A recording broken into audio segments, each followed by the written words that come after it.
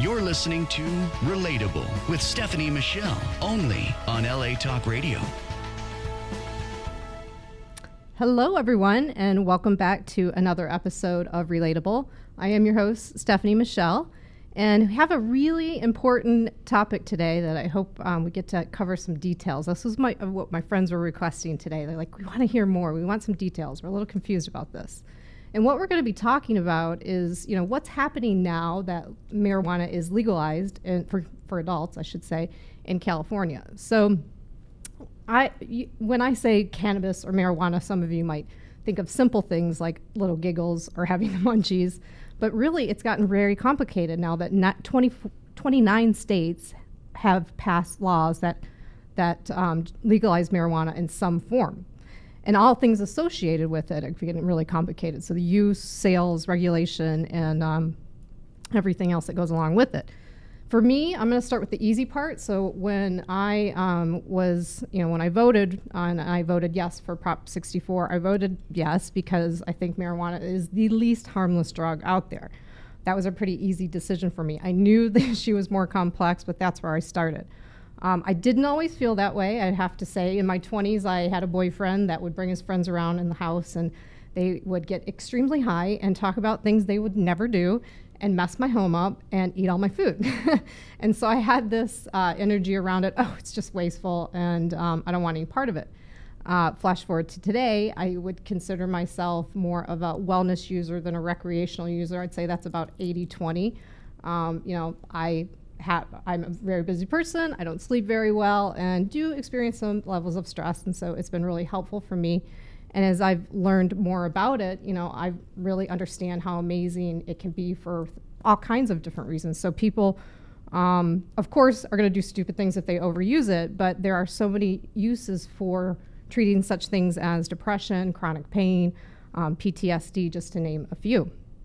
Not to mention, out of all the drugs that are out there that people become addicted to or overdose on, marijuana is far the lowest on that list. So, why, considering this, considering it's less harmful than alcohol, why is it so hard to get it legalized? And why is it so complex of an issue? Well, I'm just going to summarize some of the things, some of the hot topics.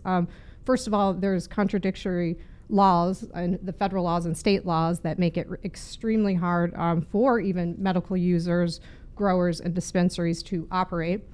Legalizing it also draws attention to how it's being grown, what kinds of pesticides are being used on it, and should users be aware of that. And probably the biggest issue that's attached to legalizing marijuana is what happens to all the people carrying out long sentences already for minor possessions of marijuana. Now, I have to admit, when I voted yes on Prop 64, this was the least thing that I was thinking of, but it's changed for me, and there's two specific reasons why it's changed. One was a situation that I witnessed firsthand, and the second was watching the documentary 13th. So the situation that I witnessed was I was just standing outside my building in downtown LA, and a neighbor of mine had been smoking, and so you could smell it in the air. And it happened so fast. I'm going to really try hard to really explain this. I still can't process really what happened, but you could smell it in the air. But we all sort of seen a bicycle cop kind of coming in the direction of our way, and he stopped. He put his marijuana cigarette out. He happens to be a black young man, and he puts it out. The police officer violently gets off his bike and slams him into the wall. I physically heard him hit the wall. Now, I don't think he saw that he was smoking it. It could have been me. I was just as close, and I know that he would not have pushed me into a wall. And I just witnessed that and went, this is really off. Like, something's really wrong here. It terrified me that something could go so physical so fast. And my friend, my neighbor, he was so quick to like to be very respectful. Like he was worried, so I could tell like he had been in a situation like this before, where this like, violent rage came at him that was just scary, for lack of better words. So that changed my mind about things, and then of course watching the documentary 13th, which if you haven't watched it, I totally recommend it. It does a great job of outlining that actually there is a form of slavery that still exists in our country, and the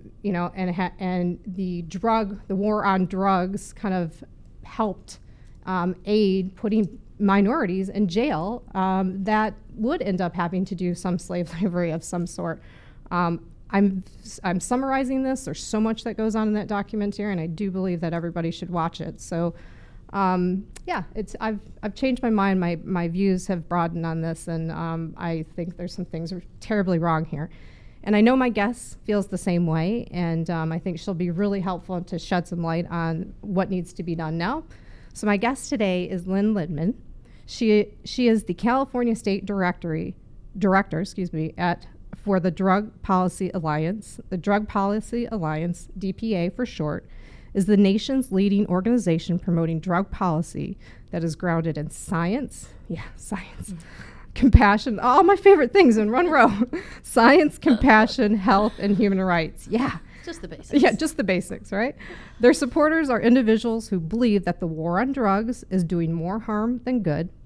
They advance policies that reduce the harm of both drug use and drug sales. They work to ensure that our nation's drug policies no longer arrest, incarcerate, and disenfranchise and otherwise harm millions, particularly young people of color, who are disproportionately affected by the war on drugs. Lynne leads the DPA's criminal justice reform work in California and oversees all other aspects of the organization's policy and advocacy work in the state. A native of Los Angeles, Lynne joined the Drug Policy Alliance in 2012 after working with the civil rights organization called Advance Project on violence reduction, community policy, and criminal justice reform. Right. Nice. Hi, Lynne. Hi, Stephanie. Thank you for having me. Oh, I'm so thrilled. I'm really glad to have you. And we did not coordinate our matching rose pink jackets. We did not talk before this morning, but this is how important this topic is. We were already on wavelength. We're ready. We were ready. So before we dive in, I always ask guests, is there anything that's pulling your energy that would distract you from talking about this today that you just want to get off your chest before we go there? Just the end of the world as Trump leads is on my mind. Every day. Every day. Are you a person that looks at your news feed right away to kind of see what's going on, or do you try to? No, I read the news in the morning before I get to work. You do? Yeah, then I listen to Democracy Now! On the way in to make sure I get the full story. Yeah. Yes, it's a very important where we're getting our news, fact checking, right? All right, well, let's get right into it. What's really changed since Prop 64 has passed? Like, where are we right now? Yeah, so Prop 64, for people who may not know, was the Adult Use of Marijuana Act, and passed on November 8th with 57% of the vote. Thank you for being one of the 8 million voters who supported Prop 64.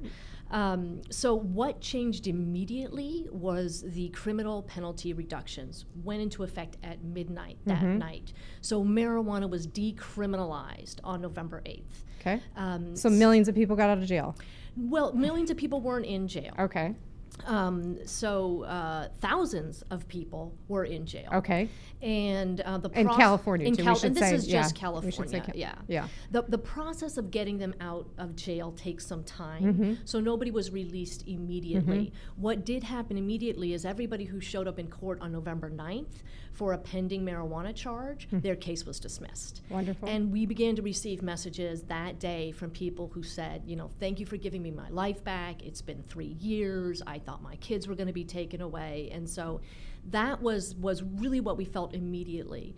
And then these penalty reductions are retroactive, meaning people who are in jail with those particular convictions can apply to be resentenced. So it takes a little time. And should we talk about what those convictions are? Like, what are what's really the parameters of what they would have been convicted for? Well, really, we under Prop 64 we reduced or eliminated every marijuana charge on the books except for 2. Okay. You still cannot sell marijuana to a minor. That's a good thing. Yeah, that's a good thing. That's still a felony. Okay. And you can't make marijuana extracts at home because it uses a butane and houses explode. So that is still also a felony. good too. Yes. We're not hurting our children or blowing anything up. Exactly. I can live with that. But under California law, everything else was reduced. And, it is a long, complex list of offenses. But the ones that people, I think, will be impacted by the most are things like transporting cannabis. So adults can now have, and as of November 8th, adults can have on their person up to 1 ounce of dry marijuana at any given time, meaning in the car as well. And they don't have to have a medical card to have. That's right. Right. So That's anybody, any adult 21 over and 21 or over can have Yes. up to an ounce in their possession. Yes. Even and in the car. Even in the car, Okay. at your work, wherever it may be, that is no longer a felony. Okay. That used to be a felony. The transporting of it used to be a felony. You can also grow at home without a patient recommendation. Do we have evidence that our policing system is up to date with that as well? Like, would they, Are they getting the training? Yeah. Well, would they know not to take someone to jail, or like what rolled out in terms of like, hey, this is the new law. You can't arrest somebody or harass them if they have this.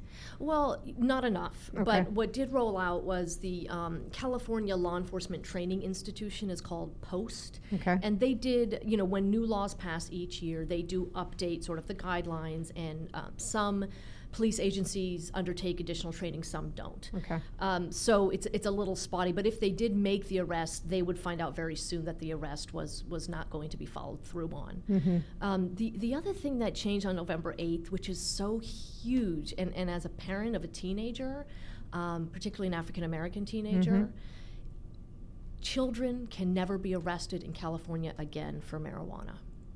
Period. If you are a child, you cannot get arrested for marijuana, even though we didn't. Yeah, that's great. Even though we didn't legalize for children, we decriminalized. So if a child is caught in any marijuana violation, it is treated with a child-size punishment, with an infraction, a non-fine infraction, community service, counseling, drug education, depending on what they were doing. And the school-to-prison pipeline has been driven by marijuana arrests. So it is my hope that in a decade we will see a mass reduction in the number of children entering our criminal justice system, because once they're in, they tend to stay in. And at age 18, automatically all children, as they become an adult at age 18, their record will be automatically sealed of all marijuana offenses. And that's so that they don't suffer under the federal consequences. Because remember, a marijuana charge that might be an infraction in California is still a felony under federal law, and you cannot get school loans and other things, other federal benefits. Let's talk about that massive confusion, Yes. right? So that's a lot. I mean, what's the major contradictions in terms of federal and state? They are absolute, because under federal law, marijuana is still fully prohibited. It is a Schedule I drug. The penalties are as high as they are for LSD, heroin, cocaine. And explain what's on the. I know a little bit about this. What's on the level 1, Yes. and then and in contrast to what's on 2. Yes. Well, level 1 means there's no medical value to this drug. Because remember, everything we get from our doctors is a drug, and so the question is just what has medical value in terms of the scheduling. So Schedule 1 means it has no medical value. It is as harmful as cocaine, heroin, PCP, and LSD, and a number of other drugs, and and methamphetamine, for example, is a Schedule II drug. So I hope everybody got that. Yeah. Like, that's less dangerous than marijuana. Really? Yeah, marijuana is of all psychoactive drugs, including caffeine, sugar, and tobacco, alcohol. It is the least dangerous of all psychoactive substances, including sugar. Yeah, which is you're a psychoactive least likely to substance. be least likely to be violent. Least likely to develop a chemical dependency. Least likely to actually die.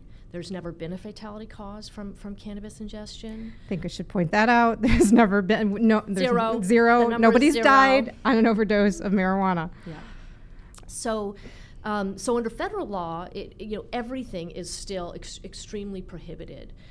In the previous administration, we were given some assurance that the federal government wouldn't intervene in state-level marijuana laws. It's called the Cole Memo. And so, and it had some guidance. It had a list of things. If you do these things, we'll pretty much stay out of your way. So we wrote Prop 64, following those guidelines very closely. And of course, there are concerns about things like access for children and advertising and diversion out of the state, the illicit market. All of the things that we all want in a safe, regulated system. One thing that most people don't realize, and particularly parents, that I like to emphasize is that marijuana legalization means more control, not less control. Yeah. It is not about going into a free-for-all. It is actually much more controlled in a legal, regulated market than it is in under prohibition. And I think when I would hear people that oppose that, their number one concern was, it's going to be marketed to children, like they were comparing it to the tobacco industry, and we're going to see all these like candies and things come up that it's really easy for kids to get, and you can get them at 7-Eleven. I've even heard somebody say that, but that's not true. That's not true. Okay. So two things, actually. Under Prop 64, edibles that look appealing to children in any way, if they look like children's candy or toys, are illegal. So the age of the cannabis gummy bear is over. In California. In California. In California, yeah. So we passed the strictest packaging and labeling testing laws of any other state. And about 7-Eleven, actually, cannabis cannot be sold anywhere where alcohol or tobacco is sold. Okay. So it will never be in a 7-Eleven until there's another It always voter has initiative. to have a separate place. That's right. It has to have its own specialty store. Okay. So many questions are coming up. I know one that friends have asked, so I'm going to ask it on behalf of them. And no, this isn't, I'm asking on behalf of a friend because I have a rec card, so I don't have to ask this. Good, but yeah. So dispensaries, you could only go in if you had the card that said you are smoking it for medical reasons. Can people now go in and buy there? No. Nobody can go buy. There are no recreational marijuana sales going on right now. That will not happen until January 1st. Okay. The only way you can consume marijuana right now, there's three ways. You can have a rec, which you and I have. Yeah. You can, somebody can share it with you. Yeah. So with a rec, I could share it with a friend who doesn't have a rec. That's now legal. Sharing cannabis is now legal. As opposed, and we say sharing, you can't buy for them. That's right. I couldn't buy for them. No, but I could be like, here's a joint. Yeah. That's just fine. Like come over, share a glass of wine. Yeah, okay. Exactly. Okay. Pass them out.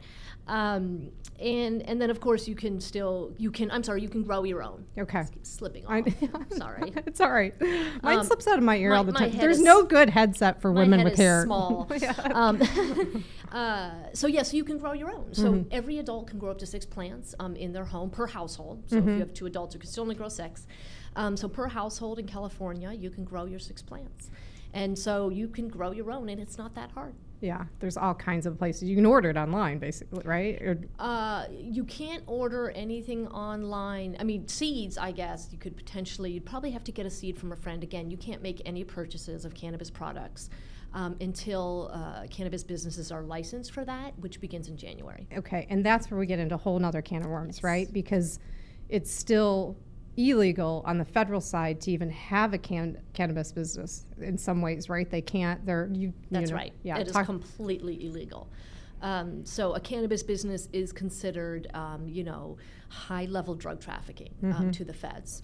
So this concern about federal intervention is tremendous, and it is not something I have to say, like many Americans. We didn't expect Trump to win, and we did not prepare. That's an understatement. Yeah.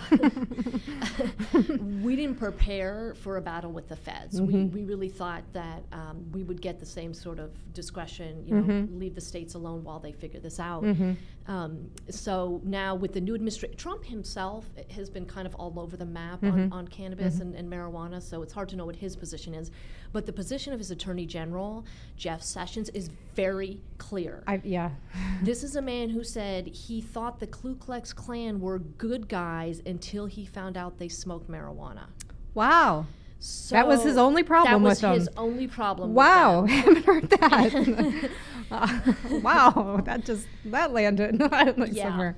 Wow. So this is who we have as our top law enforcement official in the country, and he has threatened to come after recreational marijuana. He has indicated that he'll leave medical alone for the most part, but he wants to come after recreational, and it's sort of depending on his resources, so nobody really knows what's going to happen, but it's creating an incredible amount of anxiety for patients, for other consumers, for the providers, the cannabis operators, and for the government. As the state government prepares and the localities prepare to really create an industry from scratch and regulations from scratch. Because remember, unlike alcohol, marijuana has never been a commercial product.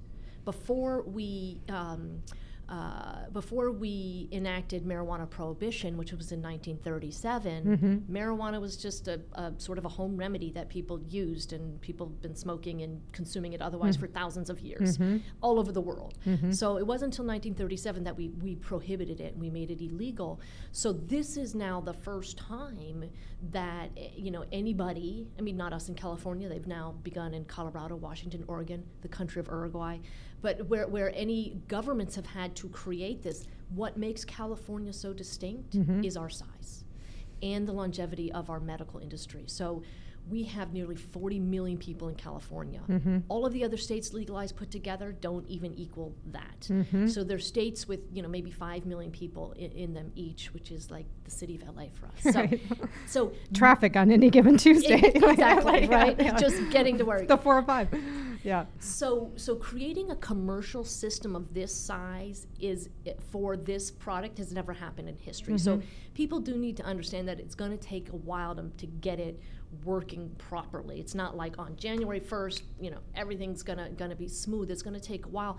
It's also more complex in California than the other jurisdictions because we were the first state to legalize medical marijuana. But we didn't regulate it. Now, DPA was involved in Prop 215 in 1996. We were one of the major funders. We were part of that campaign. And we didn't build regulation into the initiative because we assumed that's what the government would do.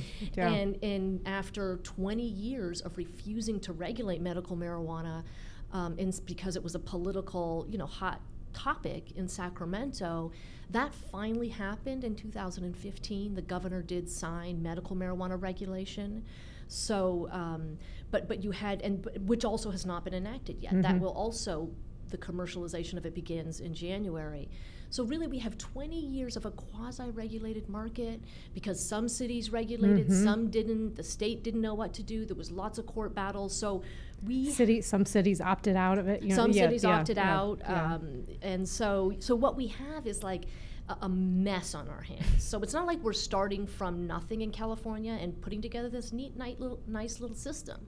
We're starting from 20 years of confusion and chaos and quasi-regulation and lots of lives and businesses and families that have been lost and torn apart. And we're trying to transition this huge industry and sector into the legal market. So it is very complicated. Yeah. There's 2 other parts that I really want to make sure we cover. One, and I know you can't speak for him and you wouldn't want to, but why do you think our current administration, Trump and some of his colleagues are talking about the war on drugs? I'm confused by it. I thought that this was kind of an old term. I don't understand why it's all of a sudden we have a new war on drugs. And I know there's isolated situations in different states that are having heroin epidemics, but I also know that it's the synthetic heroin that's coming in. It's not stuff coming in from Mexico like the cocaine wars of 1970s, right? Why is this administration so hell-bent on calling it a war on drugs again? Well, thank you for asking that question because it's such an important question and it actually has a very long historical answer. So bear with me. No, that's why you're here. You go for it. So the war on drugs has always been used as a tool to oppress certain groups. It tends to be minorities and poor people. We use it as a tool, as an excuse to get in the door. If you look at the history of our drug laws in the United States, each major drug that we outlawed was based on the particular minority we were concerned about at the time. So our first anti-drug laws in this country happened in California, in liberal San Francisco, before it was liberal, back in the 19 teens, when we had a huge number of Chinese immigrants in San Francisco working on the railroads. Chinese brought opium with them. It's part of their traditional culture. In the United States, up until that time, we all used heroin regularly. You got it from your doctor. It was mainly white middle-class women like us who used it. That's strange. And Strange it has a lot of medicinal properties, and so it was used in doses that were manageable.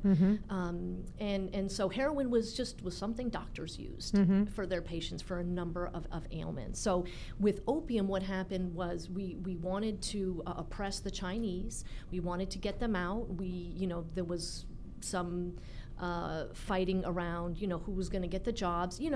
Same old story with Mexican immigrants right now.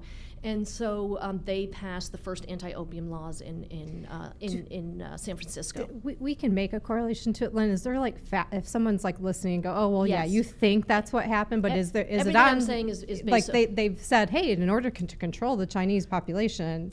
Well, what you have, if you go back and look in history, you can find the articles from those days in the San Francisco papers, and it's all about get the Chinese out, we got to pass anti-opium laws, so it's all there. Okay. And there's a great book on the history of the war on drugs, if anybody's interested, called Chasing the Scream.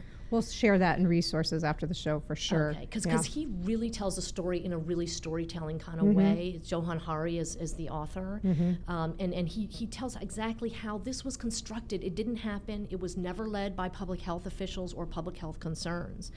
In fact, the predecessor to the DEA, the Drug Enforcement Administration, the predecessor to that was started by a man named Harry Anslinger, who was running the bureau during alcohol prohibition. So when alcohol prohibition ended and he was suddenly going to be out of a job, he needed to find some new things to keep the agency going. And that's when marijuana prohibition came into play. So this was in the 1930s, early 30s, after prohibition of alcohol ended. And there was a lot of anti-Mexican sentiment in the Southwest because of the immigration coming in. Cannabis is also a herbal remedy in many indigenous Mexican communities. So again, it was something that they used. So there's again lots of newspaper articles that are so extremely racist. If I was doing a PowerPoint, I put them up so people can see how this happened. And so there had been a study about cannabis at the time, about marijuana and the impact, and it came back with 100% pretty much of all the doctors and scientists saying, not a harmful substance, we don't need to worry about it. But when Anslinger saw what was going on in the Southwest, and this was a moment to capitalize on the kind of racism that we see, he did so, and then in 1937 we made marijuana illegal. We did the same thing with cocaine about black people during the Great Migration coming up from the South. In fact, there's newspaper articles saying cocaine makes black people impervious to bullets. Oh, good Lord. And they didn't use the word black people. Yeah. They used something much more insulting. But, saying that essentially it makes them crazed, you can shoot them. And when white women use marijuana or cocaine, they want to have sex with black men. Yeah. So each of our laws was based on some serious racism. And then fast forward to Nixon. And they also did a study about marijuana during Nixon's administration. And again, it all came back saying, no problem with this. This is not a concern for medical professionals. And but Nixon knew that he could use it, as a dog whistle, as race baiting. Because and there are quotes from him which you may have heard. They've John Oliver out. Just did revealed some of the tapes of him talking about it in relation to Jewish people, and it was, to Jewish people, hippies. Mexicans and the N-word. Those are the groups he wanted to come after, and so he used the war on drugs to oppress those groups. That is what Donald Trump is doing. That is precisely what he's doing. It's nothing new. It's an old formula in a playbook from conservatives who want to oppress the other, and it's just a really easy tool to use it because everybody uses drugs and they always have. Yeah, it sounds like if we knew he was saying racist remarks, and that's not hearsay, we have tapes of it, for our conservative friends that think, oh, he didn't really mean that. Well, he said it. There's words on tape. There's words. It's not a puppet. As far as I know, he wasn't being told to say these things. But so if he's said things that are very racist, this is something that's just hand in hand with it. Well, and he actually said specifically that he was going to use the war on drugs to keep down the hippies and the blacks and the Mexicans. I mean, he said that specifically on tape, and it's totally available on our website. It's so crazy. My answer to your question, my long answer is that they're doing it because it works, and because it's just one of those old pages out of the handbook. They know how to do it. They have the money and the militarization of law enforcement to make this work right now. When you were talking, when you first started talking about, I actually could feel like goosebumps coming up my skin, because it's like, I don't know, and maybe this is my next question. I mean, people might watch and go, why are these two white women even caring about this? Like, I don't know how you can't. Like, it's so unfair to know that people are specifically being targeted and having unjust things happen to them, or criminalizing their acts.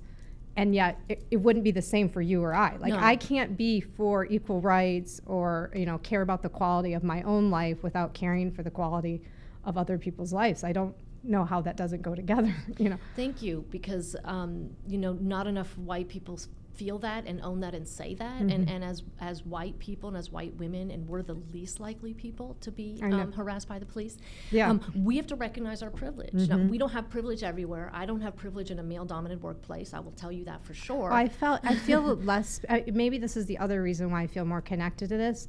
The day after the election was the scariest day of my life as a U.S. citizen. I've never felt so unsafe as a woman. Like, I really felt the amounts of wow, women don't have the same rights. Like, I feel this group more because of where we are right now. I think a lot of us did, and yet we still have to acknowledge that when it comes to police and when it comes to drug use, we are the least likely, white women are the least likely group to be targeted.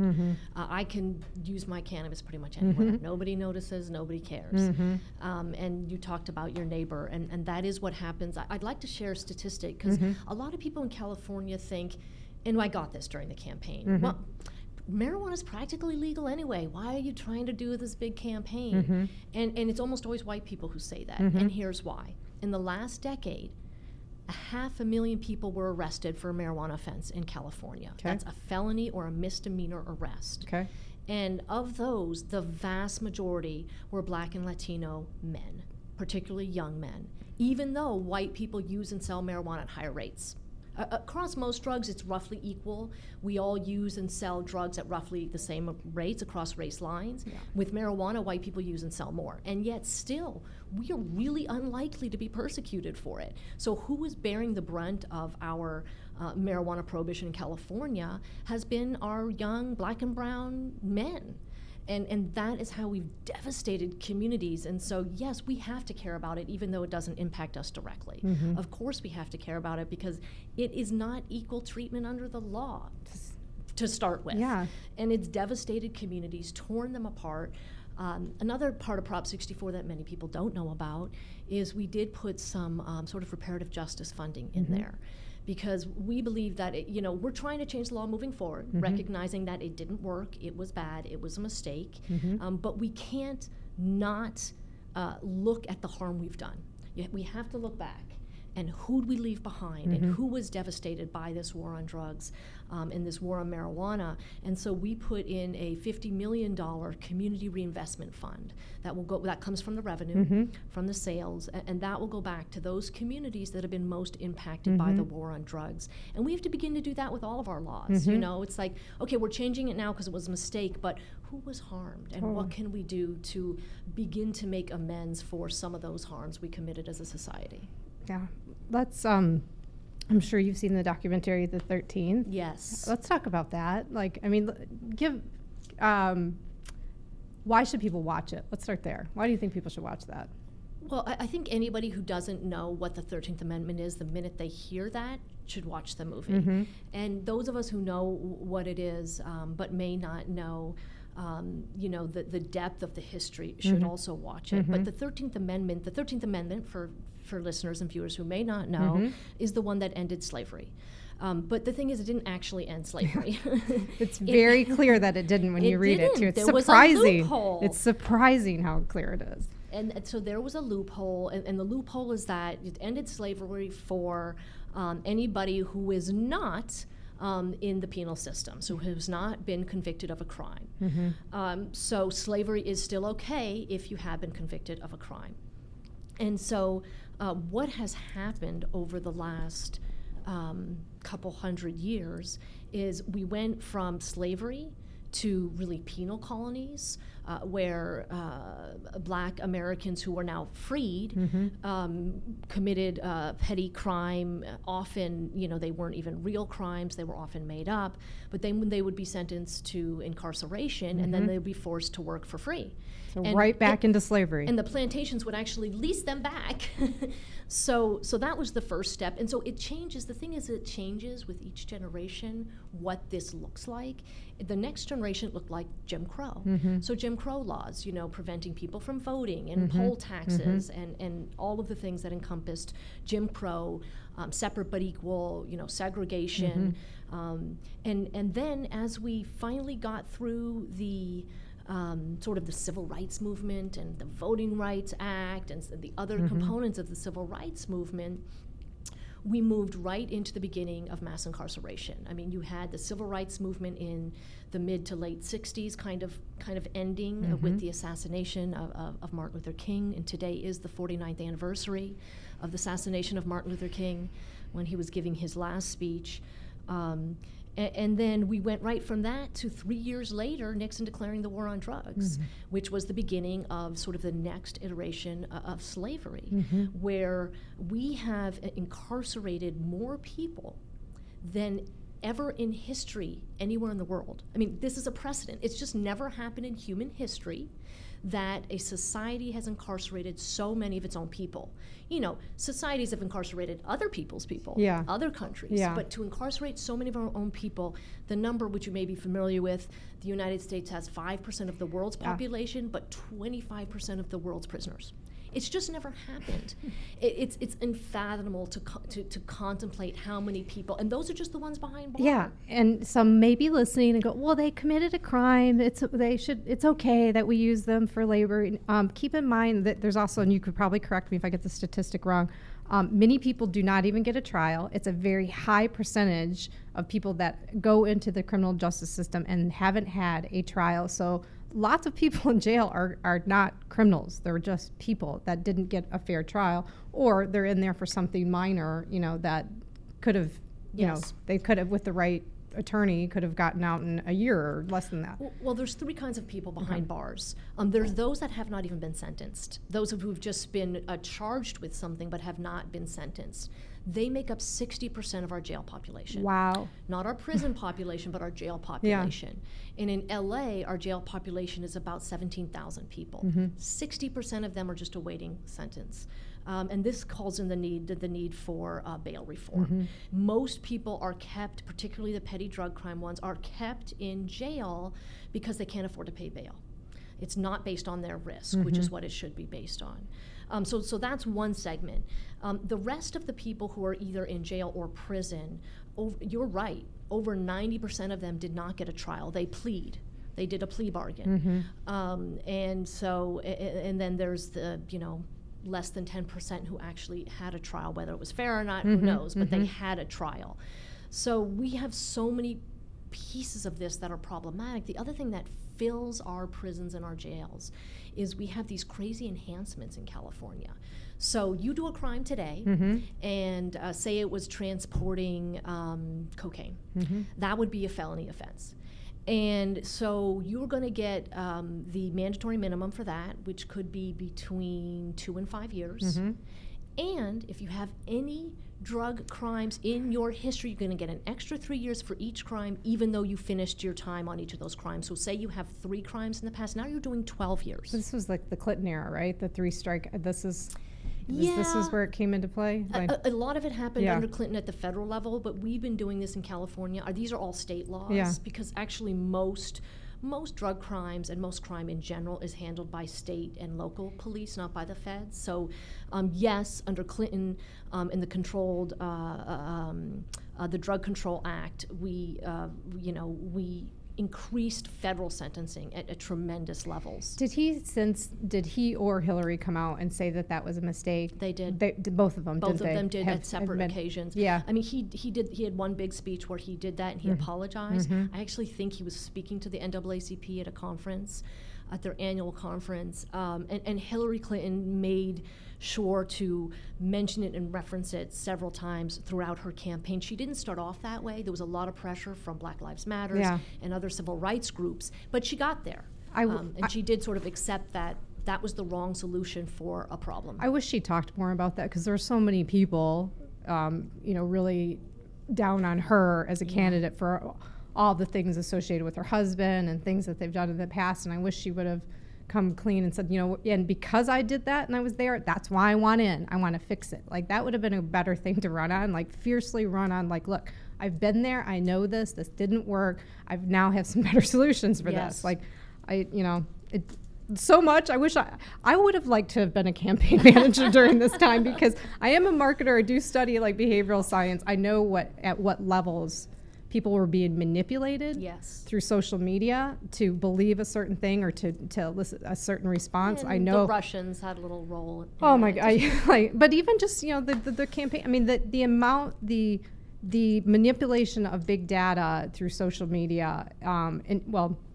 There are known algorithms that were used during the elections that people would have more information based on 300 of the things that you've liked via Facebook about you than your spouse. Yeah. So they could now use that to put a certain piece of information in front of you, whether it's true or not, and a lot of it wasn't, because we weren't talking about fake news before this. Right. To now make you believe a certain thing, and why that's so dangerous from a relating standpoint. Now I've got relatives in Texas or somewhere else, Michigan, Florida, I have relatives in a lot of places, but that have information that was put in front of them by people that knew that they would have a certain response to, but they don't really know what it was, and they can't articulate it to me. And so we can't even have a real conversation about it. Like, it's so crazy. I digress. It is so crazy. Well, in the fake news phenomena, I was experiencing it without knowing that it was about to be this big thing during the Prop 64 campaign, because we had a cadre of hardcore leftists who believed in completely freeing the plant. They didn't want any regulation, and they thought plants were more important than people, and we need to free the cannabis plant, who railed against us and used fake news to do it. Wow. And at the time, because I didn't know even how to frame it, I would be at these debates, and they would show up and they would start just saying outright lies and random stuff, and I had that moment where I was like, how do you debate somebody who's just lying? I don't know how to do it. So it's been interesting to see the fake news phenomena really gel and become a societal issue. And sort of acceptable. Spicer. Yeah. Well, what he really meant to say, and I think you people are taking him too literally. He's the president. If we can't take him literally, we have a huge problem. Like, why doesn't anybody else have a problem with that? Well, a lot of people do. Yeah, it's crazy. A lot of people do. All right. We're going to switch gears a little bit, and I think the last question that I want to ask, so people that did vote yes on Prop 64 here in California, what should they be concerned about now? What do you wish they were doing? Where do you need their support? Talk to them.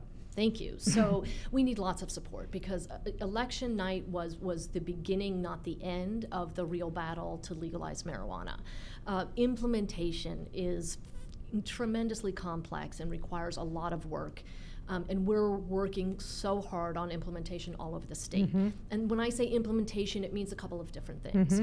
So the criminal penalty reduction piece is one piece, and that's the piece that's going the best, actually, because the courts are working with us, the public defenders are helping, the judges are collecting the data, so we know how many people are getting their records changed, because it's not just people in jail. Anybody with a marijuana record from all the way back to when they were born can get that record expunged off their record, off their record now. And that part is actually happening and moving forward. The regulations are caught up in a political battle in Sacramento with lots of different forces who want to do different things. In particular, the pieces of the initiative where we kind of really push back against discrimination. And I want to talk really specifically about discrimination against people with prior drug convictions. Okay. Most people who are in the cannabis industry have a drug conviction. They've been in 20 years of no regulation. So we already know that most of our professionals are carrying that drug conviction. And then the vast, as we know, because the arrests are of black and brown young men, it's primarily black and brown young men who have those convictions. Most industries preclude you from getting a license if you have a drug conviction. So in Prop 64, we said specifically, you cannot discriminate against people in licensing for a prior drug conviction. You absolutely cannot do that. So law enforcement lobbyists in Sacramento are pushing back hard against that. Okay. So that's one of the big battles looming. There's a lot of battles around the regulatory issues looming. But the real issues are going to be played out at local levels. Okay. Because local governments, and there's over 480 in California, each can set their own marijuana policy, for the most part, their commercial policy. We did leave broad local control because we don't know. I mean, this is new. Nobody knows. We also left some regulatory control to the state. Normally under a voter initiative, state legislatures can't change everything. Okay. So what we said is you can't change any of the criminal penalty stuff. That's set in stone. But if you need to tinker with the regulations, it's an ongoing process. And localities can implement this the way they want. If they ban commercial marijuana, they won't get the tax revenue, however. But what's happening is we're seeing not only localities banning, lots of them are banning, lots of them are making their commercial systems so restrictive that it's barely going to work. And then they're building in discrimination into the local regulations after we just eliminated it at the state level, saying the same things. People who have drug convictions on the record can't get licensed, can't be managers, can't be owners, all of these kinds of things that end up really codifying the discrimination in our law enforcement practice. So we're discriminating when we make the arrest, right? And then also black people and Latinos as well, but black people, the highest numbers, get longer sentences, and they serve more time, they get prosecuted at higher rates, etc. So they're at every level in the system. And then now that we have this nice lucrative way to make money off of this particular substance, you can't be part of it. And so we're seeing that at the local level. We're also seeing localities restrict home grow, which we believe is a violation. We will take them to court. So we have a litigation team that's getting into gear, looking at some of these cases across the state, because the defense of Prop 64 at the local level and at the state level, because everybody wants to mess with it. And we're like, no, sorry, the voters approved this overwhelmingly, and you can't mess with it, and we'll see you in court. So there's a lot of legal action. And then there's the education piece, helping people understand the law and making sure that people know how to use cannabis, new consumers, and making sure that everything from the advertising shouldn't be towards kids and shouldn't be near schools, etc. But also there should be educational information. For example, don't mix alcohol and marijuana. That is not a good combination. Yeah. I'd like to actually teach that. I mean, because I'm not the norm. I mean, I would actually like to show how you can use it safely, because I think there's a lot of benefits.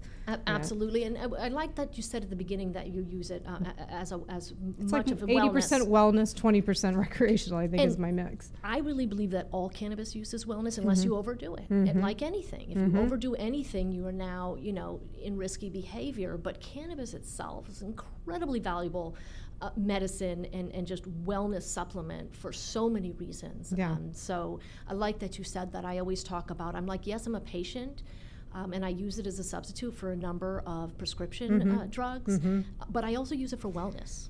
And we didn't even go there. That was another thing. We're running out of time, but I really think that there's so many prescription drugs that are far more dangerous. And I have people personally in my life that have been affected by them, addicted to pain medication, and I would love for these people to be able to use marijuana over those things. I would love that. And it's happening. one of my favorite things to see is that in the states that have already legalized, there's only one segment of the population that is increasing cannabis use. Guess who it is? Older. That's right. Older, it's senior citizens. So they're the ones increasing cannabis use, and they're decreasing their prescription medication. So the drug Medicare bills in those states are like 13% lower than in non-marijuana states. Yeah. So we are seeing some of that. I mean, that's hopeful, but if you look at every third commercial on TV, it's a drug commercial, and you know how profitable that industry is, and we're always going to be fighting against that. All right. Well, super informative. I'm going to give out the website and some links. You just wrote a blog post that I think is really helpful. I'll share that. Thank you. As well. And there's just a couple things I like to do on the show. So that was a heavy topic, so I want to switch gears a little bit because this is about relating. I like to show that at any given time the circumstances of how relating can change, and there's always more information available. So if we want to get to know Lynne a little bit more, what I'll do is pull a kind of a crazy question out of this box. I never know what's coming up. I was wondering what those cards were. Yeah, they're fun. It's a table topic. It's a fun, like, dinner party thing. This is funny. Okay, what extent have you gone to when you've had a crush on a celebrity? Oh no, that's so embarrassing. I know, right? Oh my God. I only really have one terrible, embarrassing celebrity crush story. Yeah. I grew up here. I lived in Hollywood, and when I was late teens, early 20s, I had a super crush on Johnny Depp. I was obsessed. And, he owned the Viper Room at that time. Yeah. So, he used to be my neighbor because I'm downtown at the like close to the Eastern Building. I'm like, yeah. Really? Yeah. Because in addition to trying to find him in the Viper Room all the time, I used to drive through the Hollywood Hills because I knew he lived there somewhere and look for his house. It's so much easier to do when you live here. So, Needless to say, I never bumped into him or met him, but now that you know where he lives, I'm just kidding. No, he sold it. Now that was the big thing after the divorce, or so I've heard, because he had the penthouse at the Eastern Building, but he's not there anymore. He's not my neighbor anymore. All right. Well, that's fun. Thanks for sharing, even though it was a little bit embarrassing. We know she's human now. It's cool. Very human. Very human. So one more thing. So this is another way that we get to know you is, so the show is about relating and just kind of really a really important thing, I guess, if I stand on anything, it's just raising the level of empathy in the world. With that, this wave gets rose as well. We get to take care of the injustices that are happening. And so one of the ways that I think that we can do that is just by showing that it's okay to be a little bit vulnerable and to share something that's deep in your heart, deep desire, and in particularly towards a person. So at this point, I would ask guests if they had someone in mind that has really been meaningful to them, that's taught them something. You just want to share how important they are. You might want to state a new commitment with them or a new goal, but just something that is directed to somebody that you're going to look right at the camera and say something to. And it doesn't have to be an individual, right? That's fine too. So it can be a group. It can be a group. Okay. Yeah, let's go. Yeah, let's go group. I thought about the question, and I had so many things that it was hard to choose. But then when I really just got still and quiet, and I was like, what is the number one thing that I wish for? Mm-hmm. And that thing is that we actually move forward for the first time in this country with reparations. Reparations for chattel slavery, for Jim Crow, and for mass incarceration. This has been hundreds of years of oppression of Black Americans, and we have never formally apologized. We have never financially or otherwise done anything in this country. And the group that I want to speak to is fellow white people. And sometimes on Facebook I post a column called Dear Fellow White People, where I share some things around race relations. And so what I want to say to my fellow white people is it can be scary to admit and really look at our history, and you can feel bad and you can feel guilty, but move through that, take some deep breaths, move through that to action, because we must reparate for what we have done in this country. We cannot heal as an American society until we reconcile with our past. And so as a white person, to my fellow white people, join me on this side. Don't be defensive. Don't be afraid. And even if your ancestors, weren't involved in slavery, or you're a newer white immigrant, we've all benefited from the institution of slavery and the institutions that came after it, like Jim Crow and mass incarceration. So we need to call for full reparations in this country. That's awesome. I totally am feeling that with every part of my body right now. Thank you for sharing that. It's true. Like, we can't take all the good things that come along with being an American and not acknowledging the things where we've went wrong. And we all could say, I'm sorry, or, hug somebody or do something, like just show up in a compassionate and empathetic way. I love that. We've never met before today, but we are so on the same wavelength. I can't wait to hang out. I know, it's awesome. So that does bring us to the end of the show. A couple things that you should know about. I'm actually hosting a Messy Truth watch party tomorrow in downtown LA. If you go to Love Army's website and look up Messy Truth Watch Party, you'll find out more information about it. Van Jones is also kind of on our wavelength in terms of, like, he hosts the show on CNN to get people talking. There was a great episode where a black activist, a woman, was on air, and a white person called in, and he said, he admitted he was a racist. And she talked him through it, and they're like friends now. And he was like, wow. he asked, like, how can I be a better American? I just don't know. I don't know any better. And I like to think a lot of people just don't know any better. Like, they were taught hate and fear, and, like, there's opportunity for all of us. So we're doing this tomorrow night at 6 p.m. We're just watching it, and then we're going to talk about it. So I'd love to meet people. Come out for that. Go to lovearmy.org, look up Messy Truth Party, DTLA. I think we're the only ones in downtown. I will be hosting that. You can come out and meet me. So that's going on. As always, I have a public shared experience event coming up at the Relational Center. That's April 16th. You know what we do there. We just relate. We learn some skills on how we can do this better, even if we don't agree. So I'd love to see you there. Next week, you're going to meet Sam, the station owner. He's agreed to be on the show. He's so relatable. There's so many things that he does that, like, just make him amazing. I want you guys to meet him. So he's going to be here. Talk to me. This was a great show. If you want to get in connection with or contact with Lynne and the Drug Policy Alliance, I'll share those things after the show and also put resources up on the website. Tweet me at Love More Now. Get a hold of me on Instagram, Relate with Steph. Let's talk. Let's work this out. And I've realized this is my challenge for the week. Well, your challenge is really to watch the documentary 13. Everybody should be doing that. But I have another one. I need a new catchphrase. I keep saying happy relating at the end of the show, and actually relating is not always happy. It's maybe more about relating with intention. Maybe that's my new catchphrase. If you've got one for me, if you've been watching and listening, tweet me and tell me, hey, say this. This would be better. I need a new catchphrase. Help me out. And that is it. That brings us to the end of the show. I will see you and talk to you next Tuesday. Thanks, Lynne. Thank you.